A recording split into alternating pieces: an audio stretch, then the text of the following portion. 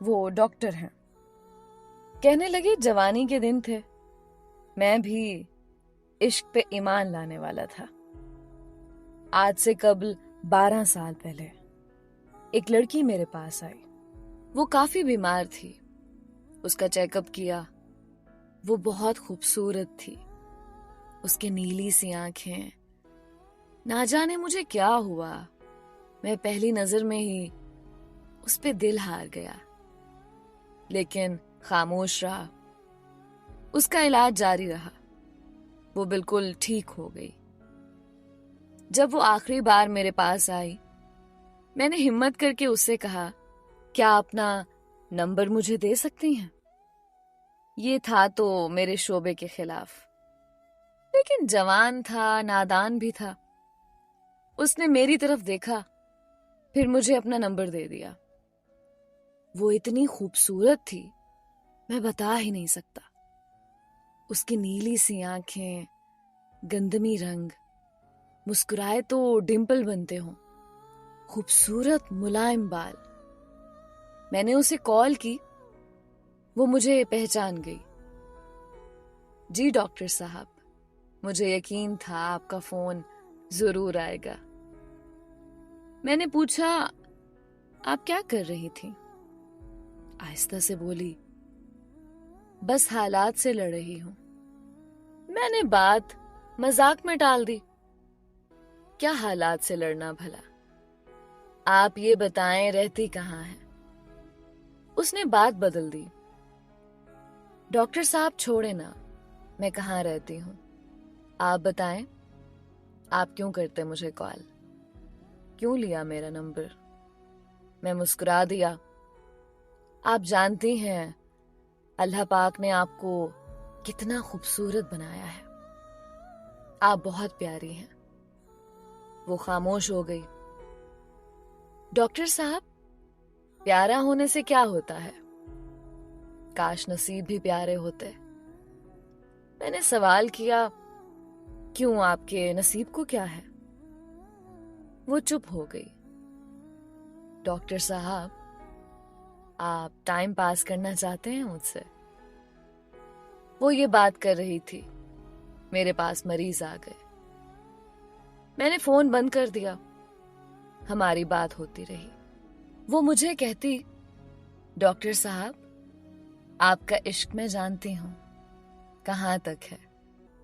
आप बता दें कब किस वक्त आपको मिलने आऊं। उसकी ये बात सुनकर मेरे रोंगटे खड़े हो गए। मैंने कहा, तुमको ये बात करने से पहले सोचना चाहिए था।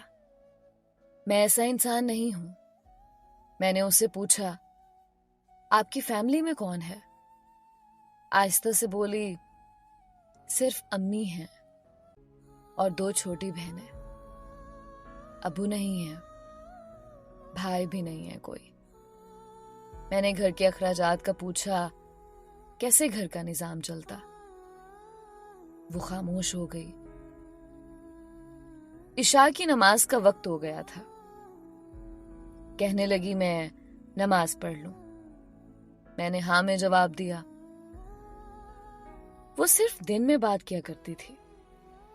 रात को वो मुझसे बात नहीं करती थी। मैंने बहुत बार कहा था, रात को बात किया करो, लेकिन कह देती, मैं रात को जल्दी सो जाती हूं, मैं नहीं कर सकती रात को बात। खैर, हमारी बात का सिलसिला चलता रहा। 1 साल गुजर गया। मैंने उससे शादी करने का इरादा कर रखा था। उसकी बहुत इज्जत करता था मैं, क्योंकि वो 5 वक्त की नमाज पढ़ती थी और उसको देखकर मैं भी 5 वक्त नमाज पढ़ने लगा था। मैं उस पे हक जताया करता था। उसके साथ मुझे अपनेपन का एहसास होने लगा था। वो मुझे खाने के वक्त मैसेज करती, प्यार से कहती, आपने खाना खाया? मैं अगर कभी खाने से लेट हूं तो वो मुझे डांटने लगती, लेकिन हमेशा वो एक बात कहती थी, डॉक्टर अबरार, आप बहुत अच्छे इंसान हैं। मैं नमाज पढ़कर दुआ करती हूँ, अल्लाह पाक आपको बहुत अच्छी हमसफर अता करे। मैं तड़प कर उसे कहा करता, ईमान, मेरी हमसफर बस आप ही हैं, आपसे ही शादी करूंगा। लेकिन वो जोर से हंसने लगी। नहीं डॉक्टर साहब, मैं आपके काबिल नहीं हूं। वो बात अधूरी छोड़ देती। मुझे याद है, मैं उसे जितना भी डांटता, जितना भी कुछ कहता, वो गुस्सा ना करती। मेरी डांट, मेरा गुस्सा, मेरा सख्त लहजा बर्दाश्त कर लेती। एक बार उसने मेरा फोन ना उठाया। मैंने उसे बहुत डांटा। वो मेरी डांट सुनती रही, फिर आहिस्ता से बोली, डॉक्टर साहब, मैं कुर्बान आप पे, जितना चाहे गुस्सा कर लें, आपके कदमों से लिपट जाऊंगी। मैं उसकी इस मोहब्बत पे मर मिट जाता था। घर में मेरी शादी की बात होने लगी। मैंने अम्मी अब्बू को बताया, मुझे एक लड़की पसंद है, मुझे बहुत अच्छी लगती है, मैं उसी से शादी करूंगा। अम्मी अब्बू ने भी हाँ में हाँ मिलाई।